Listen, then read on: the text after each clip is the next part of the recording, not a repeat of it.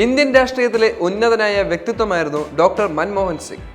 2004 മുതൽ 2009 വരെയും 2009 മുതൽ 2014 വരെയും 2 തവണ പ്രധാനമന്ത്രിയായി സേവനമനുഷ്ഠിച്ച അദ്ദേഹത്തിന്റെ ഭരണകാലം രാജ്യത്തിന്റെ സമ്പദ് വ്യവസ്ഥ ശക്തിപ്പെടുത്തുന്നതിൽ നിർണായക പങ്ക് വഹിച്ചിരുന്നു.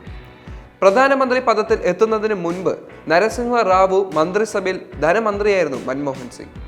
ഇന്ത്യയെ മാറ്റിമറിച്ച സാമ്പത്തിക പരിഷ്കാരങ്ങൾ നടപ്പിലാക്കുന്നതിൽ ധനമന്ത്രിയായിരിക്കെ അദ്ദേഹം പ്രധാന പങ്ക് വഹിക്കുകയും ചെയ്തിട്ടുണ്ട്.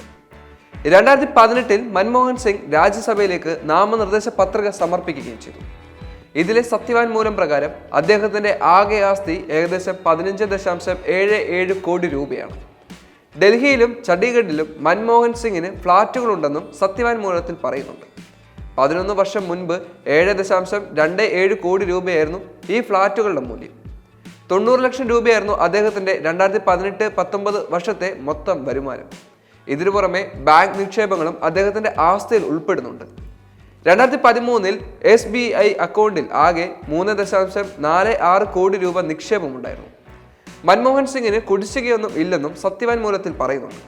സത്യവാങ്മൂലത്തിൽ പറയുന്ന പ്രകാരം അദ്ദേഹത്തിന്റെ കൈവശം 30,000 രൂപയും 3.86 ലക്ഷം രൂപ വിലമതിക്കുന്ന ആഭരണങ്ങളും ഉണ്ടായിരുന്നു.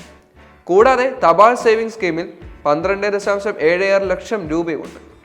ഈ സ്വത്തുവകകൾക്ക് പുറമെ മാരുതി 800 കാറാണ് അദ്ദേഹത്തിന് സ്വന്തമായി ഉണ്ടായിരുന്ന ഒരു വാഹനം.